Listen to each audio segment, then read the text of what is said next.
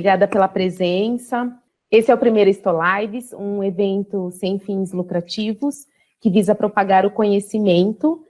Então, nós agradecemos a todos os participantes que estiveram conosco até esse momento e os palestrantes especialistas que estão doando, né, o seu tempo e o seu saber. Professora Luzia Caputo, professor Dr. Pedro Paulo Manso, Maria Luísa Gandra, professora Simone Maia, Dr. Dimitrios Pitol, doutora Ísida Souza e Fernando Ribeiro. Eu agradeço a equipe organizadora do Histolives, o Alessandro Munhoz, a Maria Luísa Gandra, Neuza Ferrareto, Carlos Júnior e Bruno Alves, e muitas pessoas nos procuraram para saber quando será a segunda live e o que nós vamos tratar. Então, na segunda live, nós teremos técnicas macroscópicas, colorações especiais e biologia molecular. Essa palestra será gravada, assim como as demais, e para isso nós contamos com o apoio do Laboratório DB e também do André. O Fernando Ribeiro é pós-graduado em anatomia macroscópica e recursos técnicos laboratoriais aplicados à morfologia, Centro Universitário São Camilo, é graduado em ciências biológicas pela Universidade de Guarulhos, São Paulo, é anatomista no Laboratório de Patologia Cirúrgica e Molecular, isso foi no Hospital Sírio-Libanês, passou também analista sênior no Laboratório de Patologia do Sírio-Libanês, de Núcleo Técnico Operacional do Genoa, mas atualmente ele é especialista em produção no DASA, com o tema Patologia Digital. Fernando Ribeiro, muito obrigada. Obrigado, Andressa, né, primeiramente. É estranho, né, falar, tipo assim, para mim, principalmente, é uma coisa inovadora, né, pela circunstância também, né, um aprendizado, né, a gente tem sempre acostumado a conversar com as pessoas olhando olho a olho, hoje a gente olha para uma câmera de um computador, né, então é o que está trazendo, a gente está aprendendo a se reinventar novamente, né, isso que é o mais importante, né, para todo mundo. Então, vamos lá, eu sou o Fernando, que nem a Andressa me apresentou, né, eu atuo na área de anatomia patológica há 22 anos, nesses 22 anos que eu trabalho, tive a oportunidade de trabalhar e aprender com excelentes profissionais de histotecnologia, né? Então, isso agregou muito na minha formação profissional, né? Então, agradeço a todos que, de qualquer forma, me ajudou, como alguns aí já falou, até a Ísida, outros já estão presentes aí, então, eu agradeço todos com o aprendizado que me formaram, né? Então, eu vou falar um pouco sobre patologia digital. Para poder começar a falar sobre patologia digital, a gente tem que começar um pouquinho contando, assim, como que a evolução do laboratório foi. Eu comecei a trabalhar em laboratório em 1998. Então, eu peguei uma parte ainda, que a gente tinha, os blocos eram confeccionados só de parafina, né, eram feitos em moldes, né, e com o passar do tempo, isso foi, nós migramos para um cassete de plástico, né, e isso trouxe o quê? Uma padronização e uma uniformização no gasto de parafina. Então, assim, comparando com o bloco de parafina que era utilizado no tempo passado, né, com um cassete plástico, você tem uma economia e diminuição de custo do exame. Mais para frente, você vai entender por que eu estou falando sobre a história da nossa técnica, né? Outro avanço tecnológico que nós temos é assim, no começo dos laboratórios, eram feitos de forma manual, uma pessoa cronometrava lá o tempo, marcava o tempo, e fazia todas as passagens de um processo histológico. Com o passar do tempo, esses processos foram ficando semi-automáticos, vamos dizer assim, né? E começaram a chegar os processadores que nós chamávamos de aranha, os histotécnicos, né? O histotécnico Nikon, eles eram bons, mas tinham alguns problemas, né? Eles eram abertos, com isso a álcool xilol dentro de um laboratório que, sempre que nem a Luísa Caputo falou, fica no subsolo, onde você não tem uma climatização adequada, tinha evaporação dos reagentes, e fora isso a gente tinha uma instabilidade no controle da temperatura de parafina, que para a época não se contava muita coisa, porque não tinha muitos estudos posteriores a isso, né, exames complementares. E o grande problema desse processador aranha era o quê? Quando alguém errava, o tempo de colocar os dentes lá dos relógios, aí esse material passava da parafina para o formol, então queimava toda uma rotina do laboratório, né? Isso era um prejuízo tremendo para o paciente, né? Que ficava às vezes sem diagnóstico. Com isso, foi passando-se os anos e chegamos aos processadores fechados, né? Que trouxeram tecnologias e um processamento mais eficaz, no qual eles trazem alguns avanços que era, tipo assim, agitação, para ter uma homogeneização no processamento, e o a vácuo para poder ter uma penetração dos reagentes na amostra. E, por fim, você tem uma parafina 100% garantida que ela não passaria das temperaturas. Então, tem um controle de temperatura mais eficaz. Para os antigos aí, não sei quantos são antigos e novos, a gente tem uma evolução na coloração também. Antigamente a gente utilizava, eu não cheguei a usar, eu acho que, eu nem usei, eu era office boy, então eu via os técnicos utilizando essas cubas de vidros, que eles chamavam de manteigueiras, né? Isso ocupava um espaço tremendo no laboratório e era quase 1 litro de reagente por cubo. Com o passar do tempo, chegou as baterias mais compactas, essas azuis na sua esquerda. Então, elas eram esteticamente mais bonitas e ocupavam menos espaço. E, por fim, chegamos à era das coradoras, vamos dizer assim, abertas e fechadas. Quais são as vantagens das coradoras fechadas? Ela tem uma homogeneização e uma padronização de toda a sua coloração. Então, quer dizer que, tipo assim, no dia que você implanta e valida essa coradora, toda vez você vai ter o mesmo padrão de coloração. Então, você vai poder padronizar no padrão ouro do seu laboratório e você vai ter sempre a sua lâmina igual. Qual que é a desvantagem? Custo. Esses reagentes são caros, então isso torna o custo do exame mais caro. Mas temos um padrão ouro. Vamos dizer, as abertas, coradoras automáticas abertas, ela permite que você utilize reagentes que você pode comprar em qualquer fornecedor, reagentes conhecidos. E você pode preparar seus reagentes. Qual que é a vantagem? Custo. Você tem um custo menor na sua lâmina. Qual a sua desvantagem? Pode ocorrer uma não padronização numa coloração. Você padroniza, na hora que você troca um reagente ou compra um determinado lote, você tem uma diferença na sua coloração. Então, você tem que estar sempre ajustando a sua coloração. Isso é uma desvantagem para o laboratório. Assim como os demais processos, a imunistoquímica também chegou por volta no Brasil, acho que foi nos anos 90.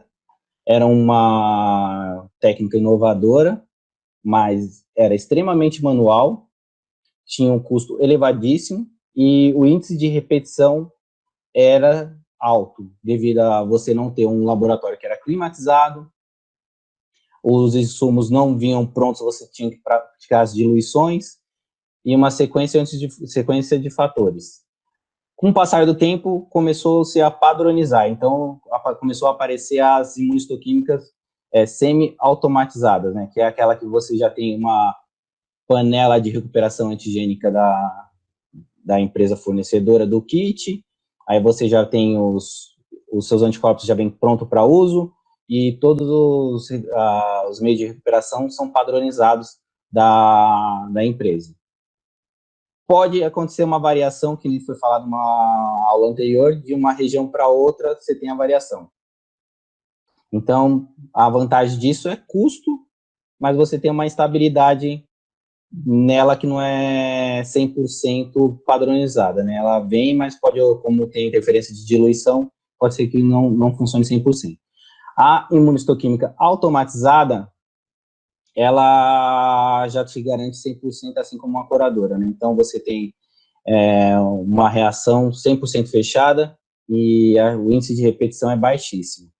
A desvantagem da automatizada para semi é a mesma coisa da coloração do HE ou de qualquer outra, custo, né? Os reagentes, os insumos são caros. Então, às vezes, eles te dão a máquina, mas te cobram o olho da cara, né? Mas é o preço que se paga. Como toda parte, até a macroscopia foi sofrendo um processo de avanço tecnológico, né? Então, no início, quando eu comecei a fazer macroscopia, a gente escrevia as informações, que era o número de ordenação e designação, à mão. Isso foi feito, acho, por alguns anos aí, vários anos, né, na história da patologia. Isso tinha uma possibilidade de erro, né? Como é um fator humano, poderia a numeração errada, a letra do macroscopista não ser a melhor, né? Já que cada um possui sua fonte própria. Então, às vezes a identificação e a interpretação era meio confusa. Com o passar do tempo, foi apresentado para nós, né, as impressoras de cassetes. E com isso, viemos com a padronização também. A padronização, a gente tem o quê? O sistema de informática do laboratório conversando com a impressora. Você entra no caso, ele dá um número de ordenação e todas as informações daquela amostra no cassete. Geralmente, no QR Code tem número de ordenação, algum dado clínico que amarre, tipo assim, essa amostra ao prontuário do paciente ou ao prontuário do laboratório. Então, isso atende às normas de qualidade, né, que cada vez mais presente no nosso ramo, e que as empresas certificadoras também de qualidade, né? São exigências cada vez mais comuns para nós. Assim como tudo, a imagem também faz parte da patologia. Então, a imagem, ela acompanha os patologistas desde o início, seja ele para o fim de assistencial, né, ou para o fim didático, ou até mesmo para a pesquisa. O processo de evolução foi praticamente o mesmo. Começamos com a evolução de uma câmera analógica, né, que eram com filmes, que eram transformados nesses quadradinhos que não sei se todos conhecem, mas são slides, que eram projetados. E um pouquinho mais para frente a gente já tem a introdução das câmeras digitais ou de VHS e as máquinas fotográficas digitais que também vieram contribuir para a patologia. Então, a imagem também está sempre atrelada com a nossa disciplina, né? Com o passar também do tempo, aí a praticidade foi chegando para nós, né? A tecnologia chegou para todos, a gente começou a adquirir celulares com câmeras cada vez mais poderosas, e com isso foram apresentados acessórios para a utilização no microscópio. A única coisa que ele não conseguia fazer é ter uma imagem dinâmica, você só consegue capturar aquele momento, aquele local e pronto. Então, você não tem uma interação com a imagem, mas você consegue capturar uma determinada região de uma área de estudo de interesse. Agora vamos falar um pouquinho sobre a história da patologia digital. A patologia digital, ela começou na forma de rádio. Em 1924, teve uma rádio news que teve a primeira rede de patologia, no qual foi feita uma conferência via rádio sobre um determinado tema. Então, o estudo é a primeira documentação que a gente tem sobre uma patologia em rede. Em 1968, foi transmitida as primeiras imagens histológicas num hospital em Massachusetts, nos Estados Unidos. Depois de praticamente quase 20 anos, foi usado o primeiro termo de telepatologia. Foi no jornal médico-científico. Então, essa é a primeira prova que o termo já foi utilizado, foi introduzido na medicina da patologia. Então, foi em 1986. Já em 87, já temos o primeiro estudo dos primeiros diagnósticos dados por videomicroscopia pelo Dr. Ronald, em 1987. Ele fez os primeiros laudos por uma videomicroscopia. Então, ele gravou o exame que ele estava laudando. Aí tem um pulo enorme, de 87, só em 2001 que começa a ser retomada pela telepatologia. Então, você é uma disciplina, uma ferramenta, né, vamos dizer assim, que estava sendo introduzida, mas ainda não tinha uma certeza no mundo, assim como se fosse também aqui no Brasil, por causa da chegada do computador. Isso foi melhorando nos anos 90, né? Então, em 2001, a Sociedade Espanhola de Patologia, em conjunto com um clube de informática, criou o primeiro manual de telepatologia, de uma forma meio arcaica, né? Então, já temos as primeiras referências sobre como é a telepatologia. O que é a telepatologia? A telepatologia ela também pode ser chamada de microscopia virtual ou telepatologia. Ela envolve o quê? Uma interação com uma imagem dinâmica da lâmina física para uma lâmina virtual. Então, isso é nada mais do que você pegar a lâmina física e transformar aquele fragmento seu, aquela lâmina, em um arquivo digital, no qual a pessoa pode ter uma interação com ela. E nela o médico possa ter uma interação dinâmica, no qual ele possa aumentar ou mudar de campo da forma que ele quiser, né?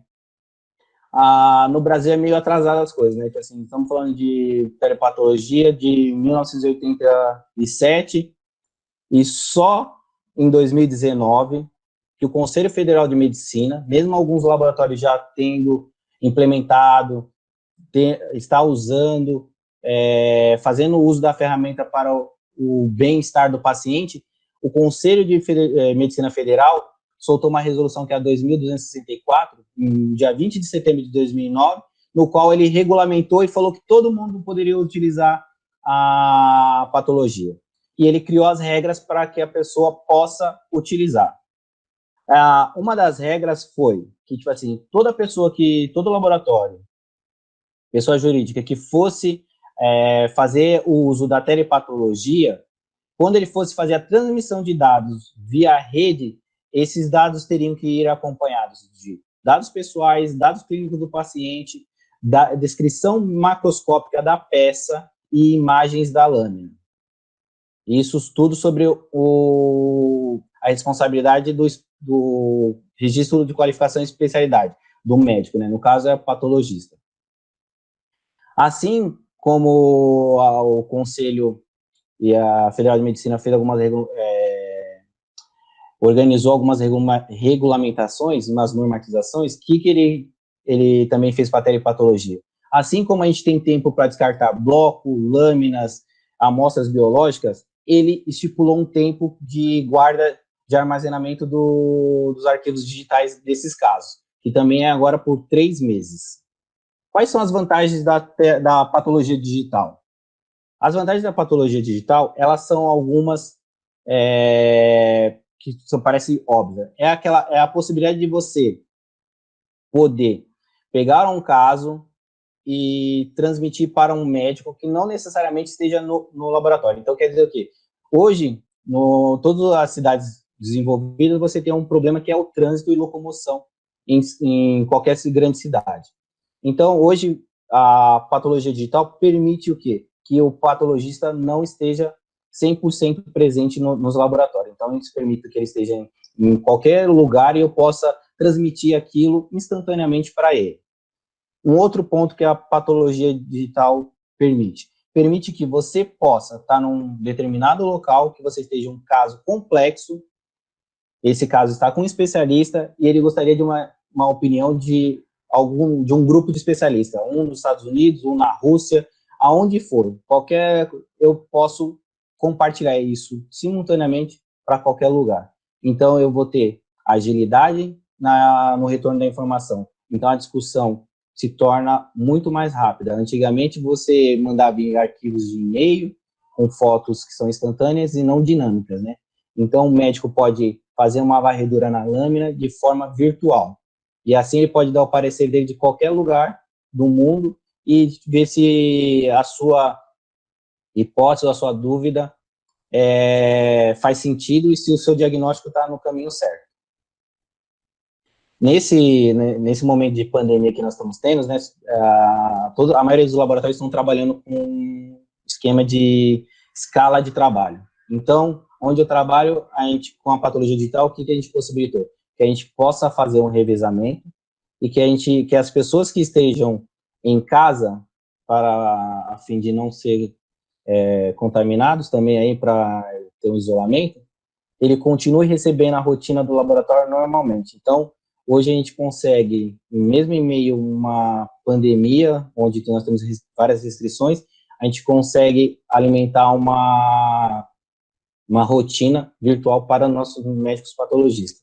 Isso é uma vantagem que a patologia digital trouxe para nós nesse momento. Outra vantagem que a patologia digital traz para nós o Dr. Pedro já tinha falado, eu não lembro se a doutora Isita falou, mas a gente tem um problema com os exames de imunofluorescência, né, e o FISH, que é o armazenamento das lâminas, que com o passar do tempo ela pede a fluorescência, né, então pede o sinal. Com a telepatologia, nós podemos fazer o quê? A gente faz o escaneamento e o armazenamento dessas lâminas na sua perfeição. Então, tipo assim, a gente pode guardar essa lâmina por tempo indeterminado, não por um ano e 6 meses, aí que nem foi dito. A gente pode guardar pelo tempo que for necessário ou que nós julgarmos necessário. Um ponto que hoje caminha lado a lado com a patologia digital é o quê? A inteligência artificial. O que é a inteligência artificial? A inteligência artificial nada mais é do que você transferir o seu conhecimento para um computador. Ou seja, você tem que treinar o computador a ter a mesma percepção que você. Então, você transfere a sua inteligência para ele. Só que com uma desvantagem, ele vai ficar mais inteligente que você, né? Então, no que a patologia digital fala com a inteligência artificial? Hoje nós podemos falar assim, a análise microscópica é o padrão ouro do diagnóstico anatopatológico. Com a aplicação da inteligência artificial, nós vamos reduzir as variações interobservadores, ou seja, assim, a gente vai diminuir a variabilidade do que um patologista acha e o outro acha. Então, com isso, nós vamos ensinar o computador a ter um diagnóstico, que aquela determinada lâmina é um XPTO de variações de doença. Então, nós vamos treinar ele para ele eliminar as doenças que não sejam, que aquela morfologia não se enquadra. Então, o computador mesmo vai fazer a eliminação das doenças que ele acha que não sejam. Então, com isso, o que a gente ganha? A gente ganha velocidade de diagnóstico. Fora a velocidade de diagnóstico, o que você aumenta? A acurácia. A acurácia é você aumentar a precisão do exame. Então, tipo assim, o que é padrão ouro pode virar mais ouro ainda. E com isso, quem ganha? Hoje, como a gente tem a patologia, que hoje está mais uma patologia personalizada, com isso você ganhando uma velocidade no diagnóstico, você pode entrar com terapias muito mais rápidas e mais assertivas, né? Então, a inteligência artificial hoje está engatinhando, né? Está começando no laboratório, alguns laboratórios estão investindo pesado para que a inteligência artificial possa nos ajudar nos diagnósticos e esclarecer várias hipóteses diagnósticas, né? Os scanners hoje, eles têm uma lente que faz a varredura sobre a lâmina. Essa lente, ela tem uma precisão de 99,5%. Ela encontra tecidos fracos, assim, mal corados, né, com a coloração, vamos dizer assim, fantasma, e ele consegue excluir caneta, poeira e qualquer resíduo. Mais para frente eu vou falar sobre o que isso traz de problemas para nós, né?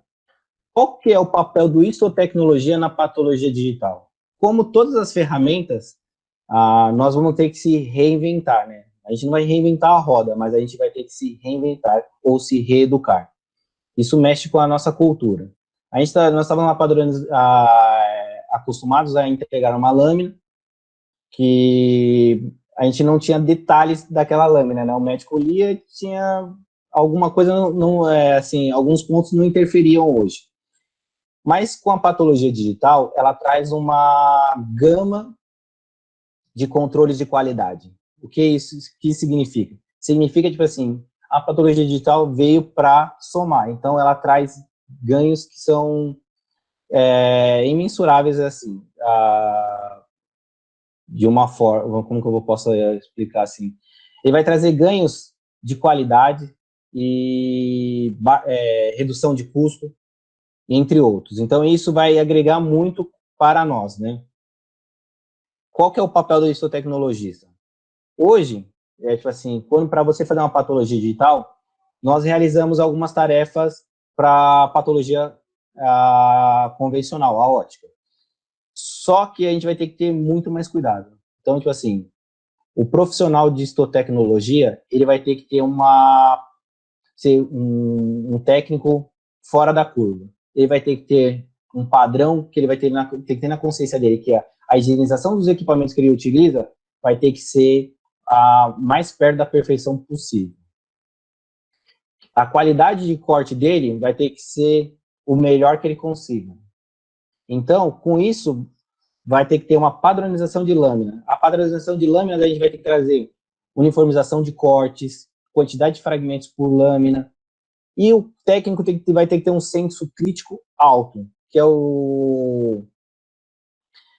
é avaliar se o serviço dele está bom. Só que isso a gente está falando de ferramentas humanas, né? Então, tipo assim, varia de uma pessoa para outra, mas a gente tem uma pessoa que vai dar o que é o nosso padrão ouro para esse técnico, que é o scanner.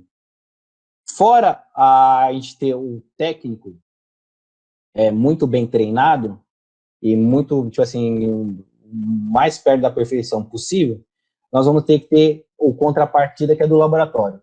A gente vai ter que ter equipamentos muito bem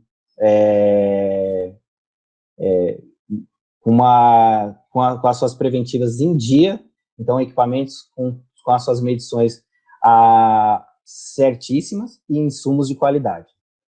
Isso é um ponto que a gente vê que às vezes peca, porque, tipo assim, hoje falando de anatomia patológica, sabemos que alguns laboratórios, isso traz um custo alto, você fazer uma troca de um micrótomo, de um banho, ou você comprar uma determinada lâmina de uma marca A ou B, porque a C é diferente. O que isso traz para a gente, assim, que eu vou falar assim, até de insumos? Se você comprar uma lâmina que ela não tenha uma procedência e ela não tenha na sua fabricação controles de qualidade, você vai ter nela fungos, poeiras e entre outras coisas. Que isso traz o quê?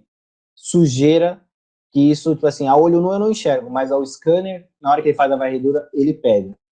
E os equipamentos? Se você tem um micrótomo que ele não está com a sua preventiva em dia, ou ele já passou da hora de se aposentar, você vai ter aqueles cortes venezianos. Então, tipo assim, isso gera degraus nas imagens que, tipo assim, desfoca. Então, vai ficar que nem um microscópio normal, que o médico foca de um lado, foca mais para frente um pouquinho para poder descer o degrau. Então, é a mesma coisa. Então, só que com o scanner é mais sensível. Então, tanto os equipamentos quanto os insumos vão ter que ser de padrão ouro. Eu vou falar para vocês o que ajuda a telepatologia. A palavra é automatização. Por quê? A automatização, ela traz um ganho, que é você ter sempre uma coloração no mesmo nível, uma montagem limpa, homogênea, sem bordas. Então, a automação na coloração é uma das palavras-chave. Você não pode ter uma lâmina que tenha reborda com excesso de meio de montagem. Então, hoje em dia, para quem vai investir em patologia, tem que investir em automação da coloração e da montagem. As mudanças em nossas rotinas, né? Assim como na pandemia, a gente está aprendendo a se reinventar em algumas questões nossas. Então, com a patologia digital, a gente vai ter que se reinventar em alguns aspectos. Um deles é a percepção, mesmo que seja mais óbvia, que nem tipo assim, aqui eu tenho um esquema de uma lâmina. Isso é uma lâmina histológica padrão normal. A única coisa que, tipo assim, que pode variar é dela ser lapidada ou não. Para você trabalhar com a patologia digital, isso aqui tem que estar muito bem esclarecido. Então, você vê que aqui a gente tem uma área do fosco, a área para identificação. A área do corte, essa área é azul. E a área da lamínula é esse pontilhado vermelho. Então, tipo assim, não pode haver, o técnico não pode cortar fora da área azul. Isso traz transtorno para todo mundo. Então, tipo assim, parece aquela coisa, parecendo que você está aprendendo a escrever num caderno de caligrafia. Então, vai ser mais ou menos isso. Então, quando o laboratório implementa a patologia digital, ele cria algumas regras, que aí fala assim, isso é besteira. Mas não é, porque impacta na utilização do scanner. Aqui, o primeiro problema técnico que a gente tem. Aqui tem um caso real. O primeiro caso é assim, o scanner, ele lê a lâmina, a medida de todinha, essa borda vermelha. O que está em verde é o que ele identifica como área com tecido. Se vocês verificarem aqui, deixa eu ver aqui, nessa região aqui, vocês podem ver que isso aqui é tecido histológico, isso aqui não é tecido histológico. Vocês estão vendo assim? Isso aqui se chama fungo. Então, a lâmina de baixa qualidade comercial, ela vem com fungo. Então, você cora, monta e você não vê. Mas na hora que ele faz a leitura, ele já me fala assim, ó, imagem com erro de qualidade. Então, eu consigo visualizar essa lâmina tudo, mas eu já tenho uma área, para vocês entenderem como isso impacta, é assim, cada lâmina gera um arquivo, vou assim, para todo mundo entender, assim, essa lâmina era para gerar um arquivo de 1 mega. Se a lâmina apresenta vários fungos em toda a sua extensão, o que era 1 mega vira 100 megas. Então, o que isso gera para mim? Um armazenamento em excesso, que gera custo. E para você armazenar um arquivo, você paga. Então, tipo assim, se nós não tivermos um padrão, a gente vai aumentar o custo do laboratório. Aqui é uns erros frequentes que nós pegamos na montagem. Isso aqui foi de propósito, mas é um erro comum. Às vezes não é tão gritante, mas mesmo com você ter uma montadora automatizada, ela faz a lamínula ficar para fora da lâmina. Qual que é o impacto disso? Quando o scanner pega, você coloca ele num rack que nem de um corador, da coradora mesmo.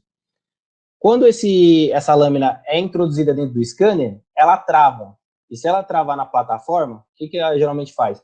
Ou ela vai travar num local que, dependendo das empresas, ensinam a você tirar essa lâmina de lá, ou ela pode danificar o scanner. Aí você fala assim, mas vai danificar o scanner como? Eu falo assim, eu vou interromper um processo de fluxo. Para vocês entenderem como que isso impacta também. Isso tem um custo de tempo e financeiro. As empresas de scanner, elas trabalham com uma X determinada horas que ela pode visitar você, que você pode acioná-la, para ela poder resolver problemas técnicos. Um desses, por exemplo, de uma lâmina enroscada dentro de um scanner. Qual que é o ônus pior? Para escanear uma lâmina, ela pode levar 1 minuto e 20, dependendo, 2, depende da quantidade e do tamanho do fragmento.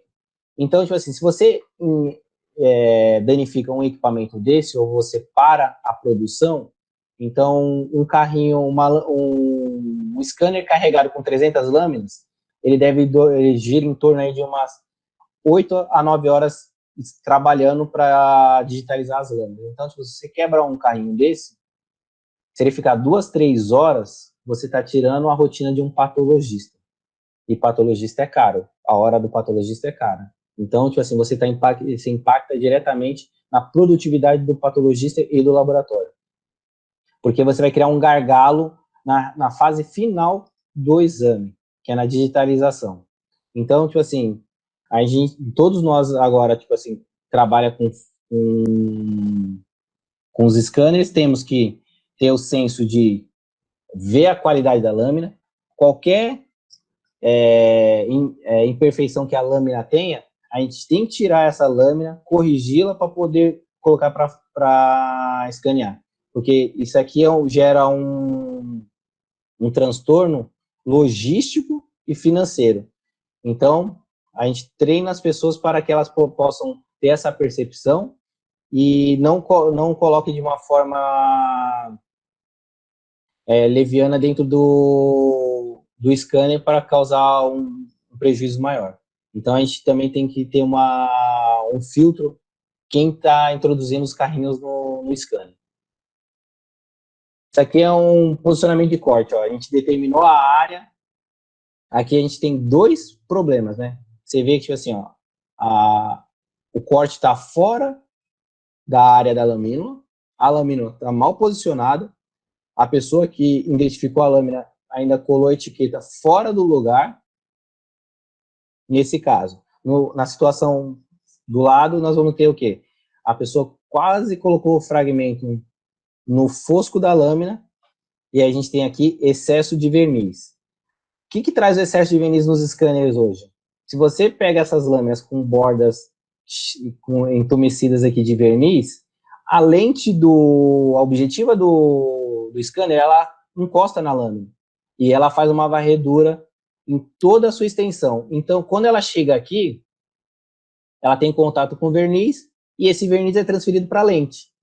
Aí, sabe, a única pessoa que pode limpar a lente é um técnico. E o técnico, às vezes ele não vem na hora, e um scanner parado com patologia,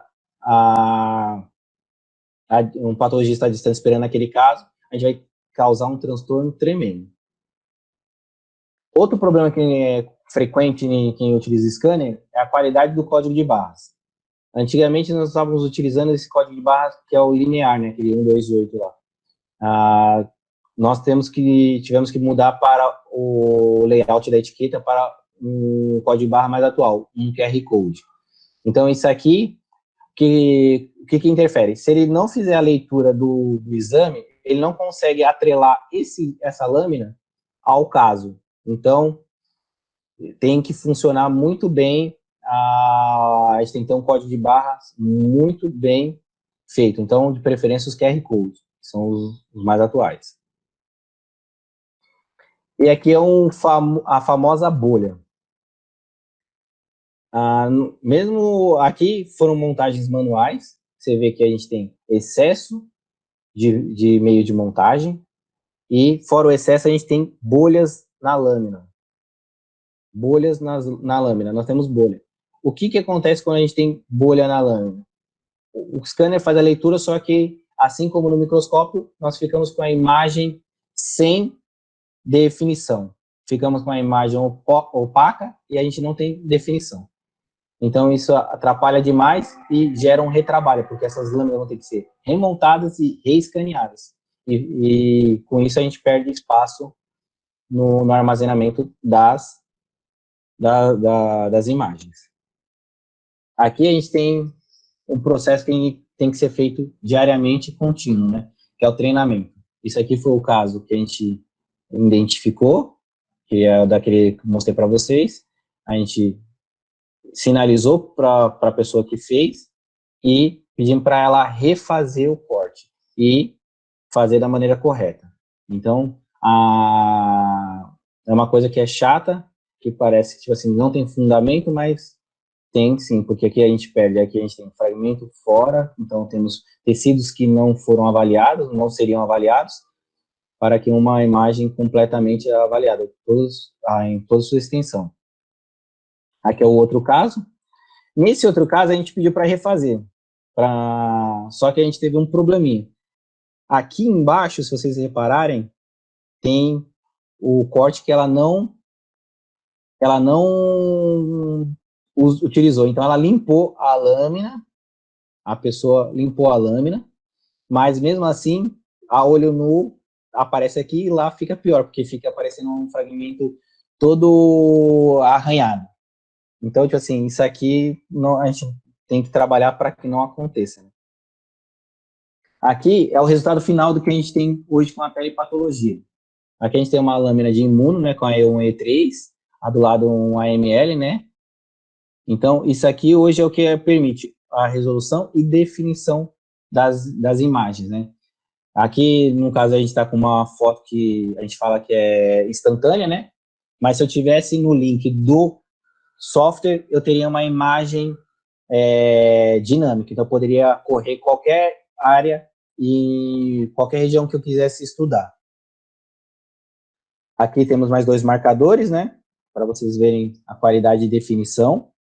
A imunistoquímica, ela tem ainda gera ainda alguns problemas para telepatologia, porque, assim como o pessoal explicou, a marcação geralmente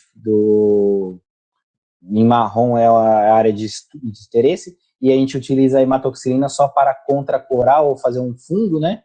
Então, mas geralmente esse fundo tem que ser bem claro, não pode ser escuro, carregado, né? Então, gera uma coloração meio que fantasma, então às vezes dá erro de qualidade nas imagens geradas na telepatologia. Aqui tem uma imagem de KI67 que eu coloquei, que é onde também entra um pouco a inteligência artificial. Estão treinando os computadores para eles fazerem a contagem do KI67 ou qualquer outro marcador que precise de uma contagem. Então, isso, com o tempo, ele vai, que eles chamam de, acho que é hotspot. Então, é a área que eles marcam e pedem para contar quantas células tem ou quantas células foram marcadas. Então, ele já alguns equipamentos já da Leica já estão fazendo, né? Mas aí estamos trabalhando com a inteligência artificial para poder melhorar isso, né? Então, isso vai... Uma coisa que um patologista poderia demorar horas contando, ele vai fazer em milésimos de segundo. E isso vai trazer um avanço tecnológico e uma agilidade para o diagnóstico, né? Quem sai ganhando sempre é o paciente. Isso aqui são lâminas de HE, né? Que foram... Aqui a imagem dela não escaneada, e aqui com alguns aumentos. Então, tipo assim, olha a nitidez e a precisão que a gente tem das imagens, né? Então, isso traz um padrão ouro, vamos dizer assim, para os patologistas. Algumas pessoas ainda têm uma certa resistência à patologia digital, mas eu acho que é uma ferramenta que vai possibilitar ganhos imensos para o ramo diagnóstico, né? Uma coisa que eu não falei, tipo assim, como todos os procedimentos laboratoriais, cada um define o seu padrão, né? E na telepatologia não poderia ser diferente, como se fosse uma técnica. Então, para uma pessoa, um patologista poder laudar um exame via patologia, cada instituição faz uma validação. Aquele médico tem que a gente separa um XPTO número de exames que já foram laudados, que já tem diagnóstico por microscopia óptica, e digitalizamos esses casos, e essa pessoa recheca esses casos, ele tem que dar o diagnóstico desses casos. Então, aí fazendo isso, ele tem um percentual, um cutoff, né, de corte, que possibilita falar que está apto ou não a usar a ferramenta, né? Então, isso é um controle de qualidade que os laboratórios adotam como precaução, né, para saber se a pessoa está familiarizada à ferramenta. Hoje, no Brasil, a patologia digital é um desafio. Um deles, primeiro, é pela nossa situação técnica, né? Então, tipo assim, demanda o investimento e treinamento de pessoas, aquisição de equipamentos, né? Que nem eu estou enfatizando na parte de curadoras e montadoras, fora sistema de identificação, né? Que você tem que ter. O custo do scanner é altíssimo no Brasil, não só no Brasil, mas no mundo, mas hoje, se você comparar que é vendido ou a dólar ou em libras. Então, você imagina aí que a gente já está com o dólar aí batendo na casa dos R$ 6, né? Então, é uma coisa que não é viável, às vezes, para o laboratório, né? Mas é triste, né, isso, né? O armazenamento hoje, como todo mundo sabe, é um outro ponto. A gente precisa de nuvens, né? Então, como qualquer um aqui deve saber, se você tem um armazenamento de nuvens, nós já achamos caros, assim, quando a gente compra esses pacotes adicionais. Imagina para você fazer uma rotina de exames e você armazenar o tamanho da nuvem e o custo que isso gera para o laboratório. E, com tudo isso, tipo assim, o que pior ainda é a baixa remuneração dos exames. Então, hoje, se a patologia é um setor que é o mais prejudicado em questão de precificações de exames, né? E é uma ferramenta que possibilita hoje o tratamento da pessoa, né? De falar que se ela está com câncer ou não, se ela vai para uma cirurgia ou não, se ela vai para uma terapia-alvo ou não. Então, olha a responsabilidade que o setor tem e é tão mal remunerado. Então, isso é um fator que hoje, para os donos de laboratório e para as grandes empresas também, é um ponto que tem que ser revisto aí, né? Que a gente vê o Dr. Clóvis, a doutora Kátia, outras pessoas batalhando pela melhor remuneração dos exames da anatomia patológica. Mas eu acho que isso daí ainda vai perdurar ainda bastante, porque ninguém enxerga dessa forma que nossos exames têm fundamental na vida das pessoas, no diagnóstico, né? E não se sai nada se não tiver um diagnóstico de patologia, né? Então, a pessoa não vai ter um tratamento, não vai ter uma cirurgia e pode até morrer se tiver um diagnóstico errado. Então, a gente tem que torcer para nossos governantes olhar para a gente com outros olhos, né? Um olho de esse serviço essencial, não um serviço supérfluo, né? Aqui tem as minhas referências, né, onde eu tirei, e tem o meu contato aqui. Espero que todos tenham gostado, né?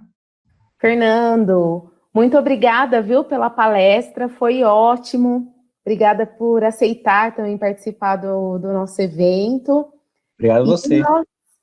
Nós temos perguntas para você. Bora lá. Vamos lá. A primeira é do Gessel Varenga. Ele pergunta assim: Fernando, a telepatologia é a solução para a escassez da falta de patologista no Brasil? Então, Andressa, eu acredito, assim, eu vou falar assim, não é a solução. Eu acho que é um remédio paliativo. Porque hoje existe uma coisa que a gente pode fazer, que é a telepatologia.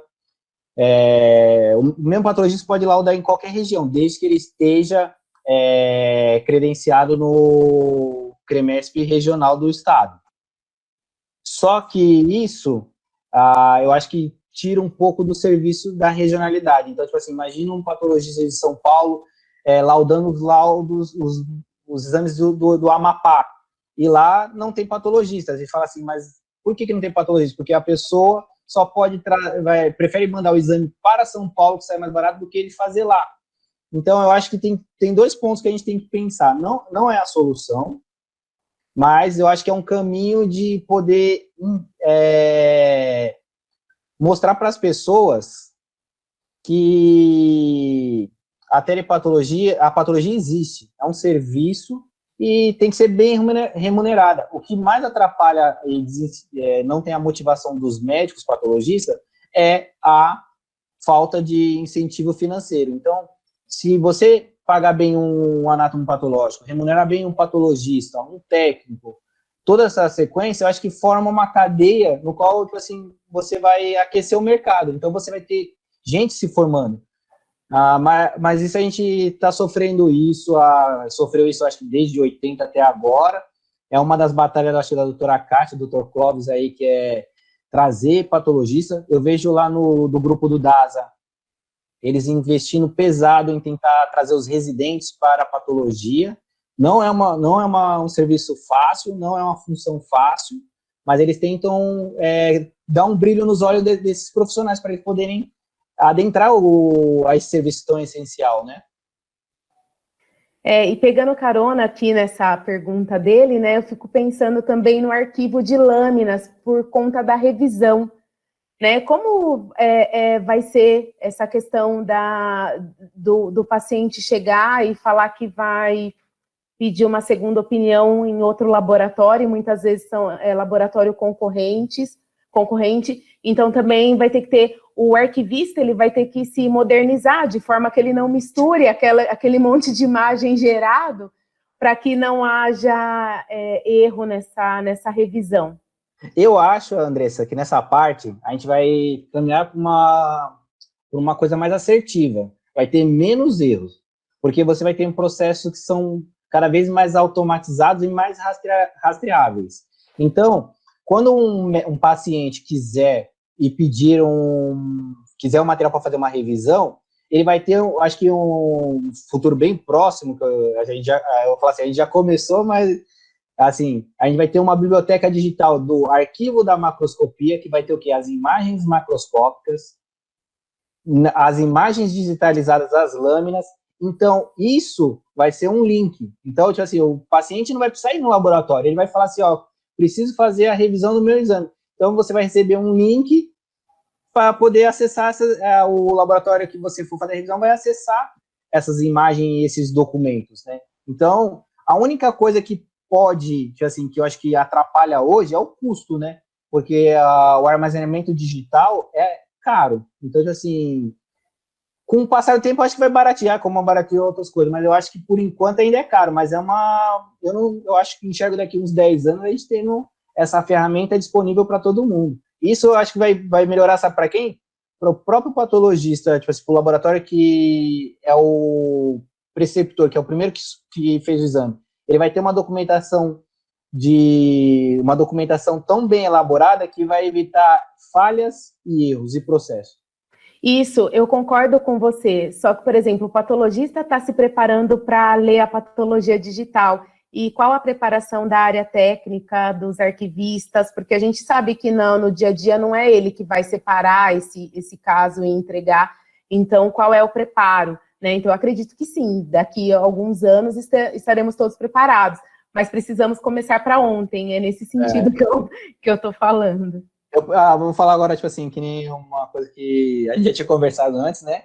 Mas eu acho que hoje o que todos nós, assim, que somos da área de histotecnologia, temos que se preparar para uma coisa que chama um multiprofissional. É aquele profissional que saiba e tenha conhecimento de todas as áreas. Então, quem hoje quer ficar à frente, ele tem que conhecer da macroscopia, tem que conhecer da técnica, tem que conhecer do arquivo, tem que conhecer de todas as etapas do processo. E, com isso, ele tem que procurar o conhecimento também, né? Não, assim, dentro do laboratório, a gente aprende muito. Só que a gente tem que procurar outras ferramentas que nos auxiliem a complementar essas informações. Então, tipo assim, o arquivista vai ter que ter uma interação muito maior com a computação, o técnico também, já que, na maioria dos laboratórios, a gente tem o quê?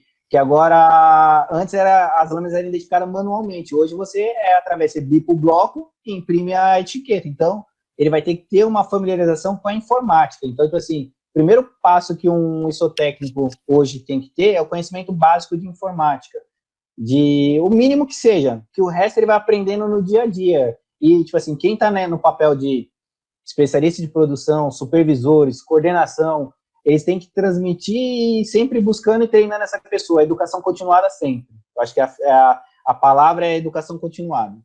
Perfeito.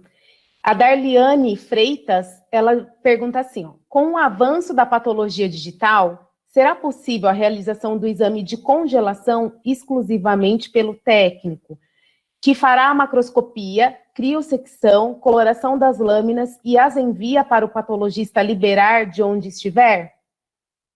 Eu vou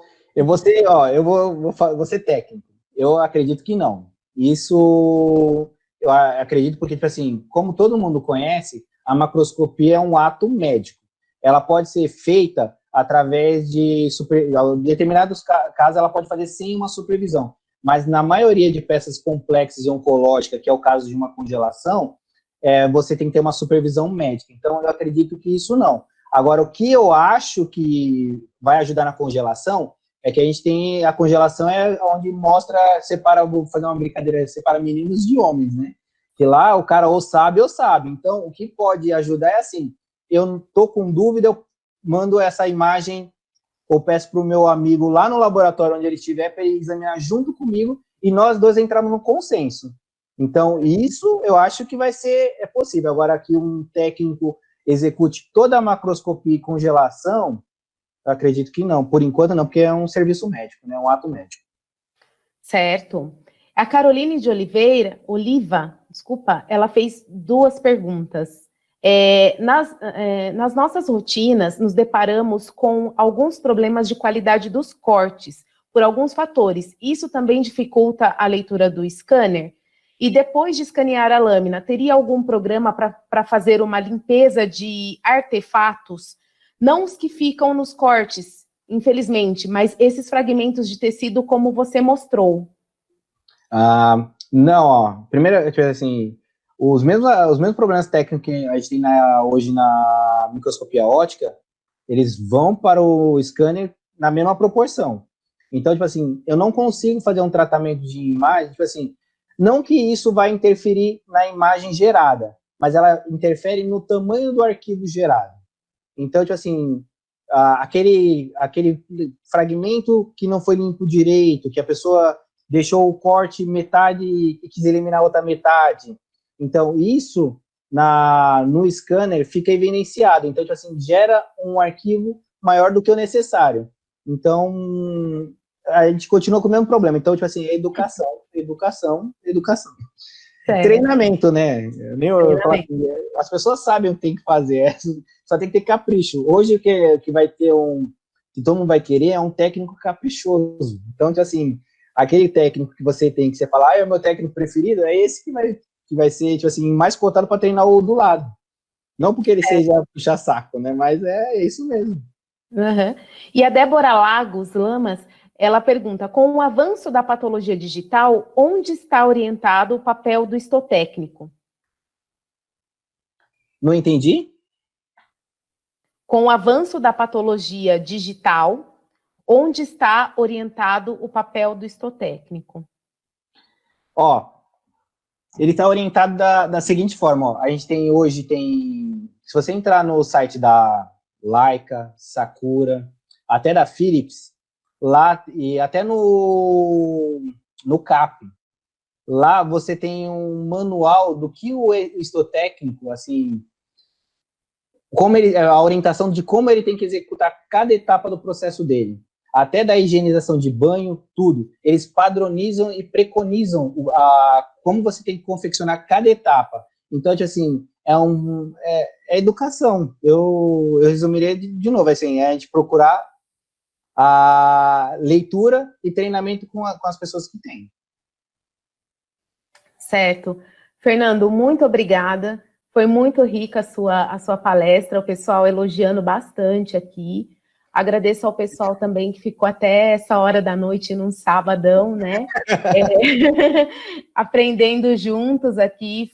Para mim, foi demais, assim, essa experiência. Espero que todos tenham gostado, aproveitado, e que essa seja a primeira de muitas, né, Fernando? O Fernando também entende bastante de macro e de outras técnicas, e que você possa estar sempre junto aí com a gente.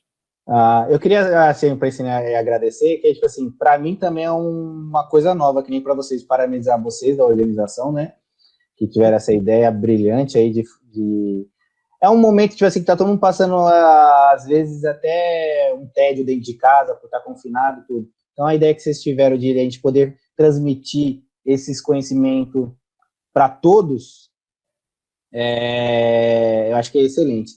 Para nós, assim, que tá desse lado aqui, é uma coisa estranha, né, que eu falei, mas, assim, a gente vai aprendendo, vai se reinventando, e é um aprendizado para mim. E eu que agradeço, assim, o convite, de poder compartilhar, no que eu puder ajudar, e podem contar comigo. e espero que todos estejam bem, né, e que isso passe logo para a gente poder alavancar, né, que hoje eu falo assim, a gente vive um dia por vez, né, a gente não sabe a incerteza financeira dos laboratórios, que a gente sabe que hoje todo mundo está tenso por causa disso, então isso eu acho que a ideia que vocês trouxeram para nós tira um pouco dessa tensão de todos nós, né, então a gente compartilha, vê que ainda há esperança, há tecnologia, então um monte de coisa para todos aqui poderem caminhar. Então eu deixaria uma dica assim para todos, para se multiplicar o conhecimento deles e se tornar profissionais multifuncionais, né? Então procurem outras áreas para conhecer também, que a patologia é ampla. Obrigada, Fernando. Obrigado a Boa você. noite. Boa noite. Tchau. Tchau, tchau.